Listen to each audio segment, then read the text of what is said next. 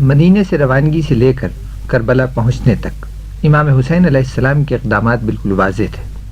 ایک طرف وہ یزید کی بیعت نہیں کر سکتے تھے، اس لیے کہ امام کی طرف سے بیعت کا مطلب صرف یزید کے مفسدانہ اور ملحدانہ افعال سے تعاون ہی نہ ہوتا، بلکہ ان اعمال کی اسلام کے نمائندے کی طرف سے توثیق ہو جاتی۔ دوسری طرف امام حسین کے سامنے یہ مسئلہ بھی تھا کہ وہ اپنے کردار یا عمل سے کوئی ایسی صورت نہ پیدا ہونے دیں جس سے ان پر امن و امان کو درہم برہم کرنے کا الزام ہے۔ چنانچہ ان کا ہر قدم اس بات کا مظہر ہے کہ حسین ابن علی امن برقرار رکھنا چاہتے تھے، لیکن یہ امن اسی وقت تک رہ سکتا تھا جب تک امن کی قیمت باطل کی حمایت نہ قرار پا جائے۔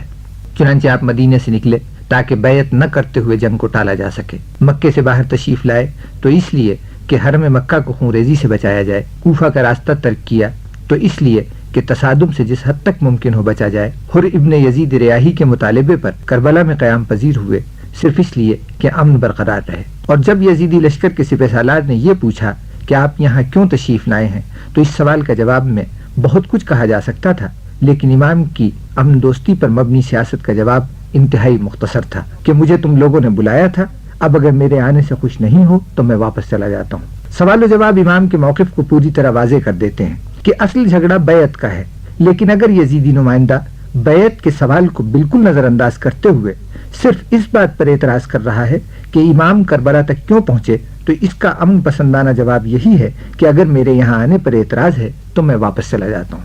لیکن کوفہ کا گورنر عبید اللہ ابن زیاد واقعات کو اپنے حکمران یزید کے نقطہ نظر سے دیکھ رہا ہے۔ اس کے نزدیک صلح پسندی کی ہر کوشش کمزوری کی علامت ہے۔ اس کا خیال ہے کہ حسین ابن علی اگر جنگ سے گریز کر رہے ہیں تو صرف اس لیے کہ وہ دشمنوں میں گھر گئے ہیں، اور وطن واپس جانے کی خواہش صرف جان بچانے کے لیے ہے۔ چنانچہ اس نے عمر سعد کو خط لکھا کہ تمہارا خط پہنچا اور حالات معلوم ہوئے، تم حسین کے سامنے سوال پیش کرو کہ وہ اور ان کے تمام ساتھی یزید ابن معاویہ کی بیعت کر لیں۔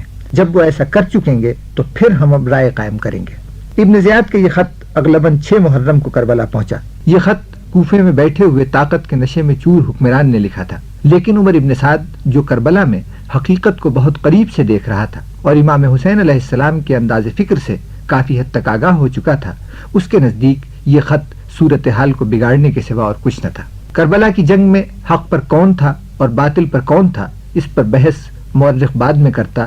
ابن زیاد کے خط کے جواب میں حسین کیا کہتے، اس کا اندازہ بھی حسین کے جواب کو سن کر لگایا جاتا، لیکن قدرت کو یہ منظور تھا کہ سچائی کا اعتراف دشمن کی زبان سے پہلے کرا لیا جائے، اور کسی اور کے کچھ کہنے سے پہلے خود یزید کے لشکر کا سالار عمر ابن سعد ابن زیاد کے خط پر اپنا یہ فیصلہ سنا دے کہ مجھے پہلے ہی اندیشہ تھا کہ امیر ابن زیاد امن و سکون کے خواہاں نہیں ہیں، حسین کے سینے میں ان کے باپ کا دل دھڑک رہا ہے، وہ کبھی بیعت نہیں کریں گے۔ عمر ابن سعد کے اس اعتراف نے یہ بتا دیا کہ اب اگر خون بہا تو اس کی ذمہ داری حسین پر نہیں ہوگی بلکہ یزید پر ہوگی، اور اس کے ساتھ ساتھ یہ حقیقت بھی واضح ہو گئی کہ حسین کے کردار کی بلندی کا لازمی نتیجہ یہ تھا کہ اصولوں پر کسی صورت میں بھی سمجھوتا نہیں کیا جائے گا۔ چنانچہ یہی ہوا۔ جب عمر ابن سعد نے ابن زیاد کا خط امام حسین تک پہنچایا تو پہلے تو امام نے خط پڑھ کر ایک طرف ڈال دیا اور خاموشی اختیار کر لی۔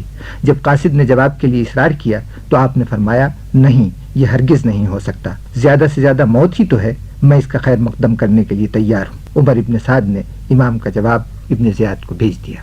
This program is the sole property of Central Productions, Pakistan Broadcasting Corporation, Islamabad. Piracy in this regard is illegal.